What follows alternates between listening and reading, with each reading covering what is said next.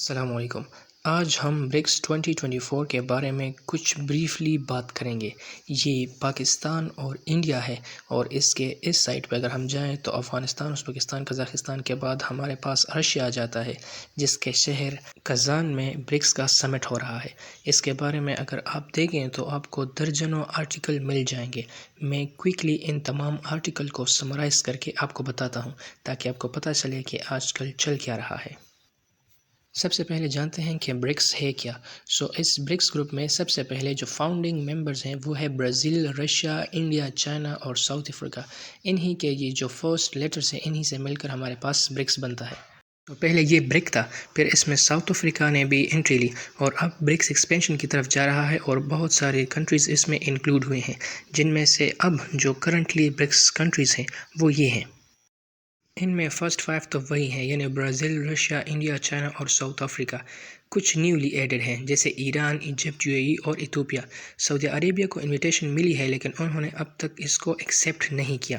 اس کے علاوہ پاکستان نے بھی کہا تھا کہ ہم بھی برکس میں شمولیت چاہتے ہیں، لیکن اس دفعہ ان کو انٹری نہیں ملی۔ لیکن یہ بہت ہی پاورفل گروپس ہے، اس لیے ہم کہتے ہیں کہ یہ ایک step towards new world order ہے۔ یہ سمٹ پوٹن کے لیے بہت ہی امپورٹنٹ ہے، بیکاز ویسٹرن کنٹریز جیسے امریکہ اور اسرائیل رشیا کو آئسولیٹ کرنا چاہتے تھے۔ پوٹن نے یونائٹڈ نیشن کے جو چیئرمین ہیں، پریزیڈنٹ، ان کو اس سمٹ میں بلایا، اور وہ رشیا میں موجود ہیں۔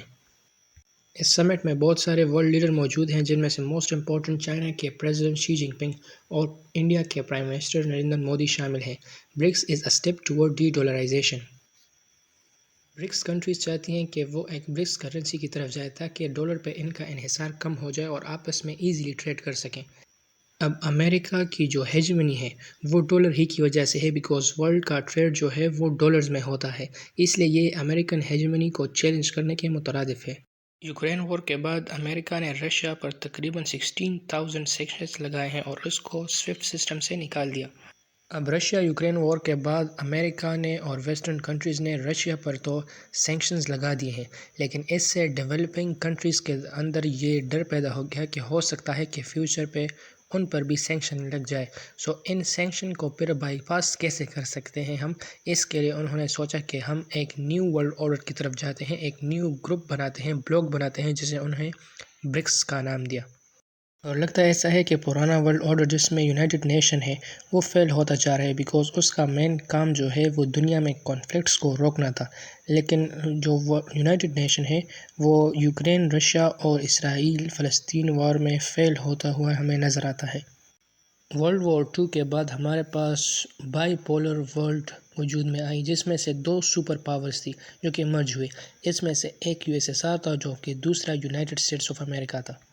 افغانستان میں ہارنے کے بعد سوویت یونین کولڈ وار ہار گیا، اور جس کے بعد USSR جو ہے وہ ڈس انٹیگریٹ ہو گیا اور مختلف کنٹریز میں ڈیوائیڈ ہو گیا، جبکہ امریکہ جو ہے وہ سول سپر پاور کے طور پر ایمرج ہوا۔